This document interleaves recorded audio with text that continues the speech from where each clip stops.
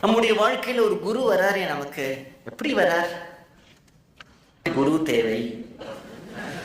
விளம்பரம் கொடுத்தோமா? இல்ல குரு வேணும் நம்ம நினைச்சோமா? நினைக்கல, நடந்துடுத்தோம். எப்படி நடந்தது அப்படின்னா, நம்ம சொல்றோம் இல்லையா, பகவன் நாமா. இந்த பகவன் நாமாவுக்கு உயிர் உண்டு. இது ஜடம் இல்லை. இந்த நாமத்தை சொல்ல சொல்ல சொல்ல சொல்ல சொல்ல சொல்ல சொல்ல சொல்ல அந்த நாமத்தில் இருக்கிற சைத்தன்யம் என்ன பண்ணும் அப்படின்னுட்டா, அதுக்கு ஒரு பொறுப்பு வந்துடுறது. இவனை மோட்சத்துல கொண்டு போய் சேர்க்கணும், ஹரியனுடைய சர்மத்துல கொண்டு போய் சேர்க்கணுமே.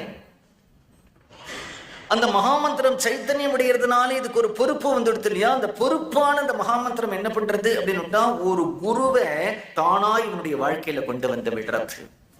இவனா தேடினா ஏமாந்துதான் போவான். அந்த குரு அவனை அப்படி பிடிச்சுருவார். மகாமந்திரம் இருக்கே அவனை சேர்த்து வச்சிடும்.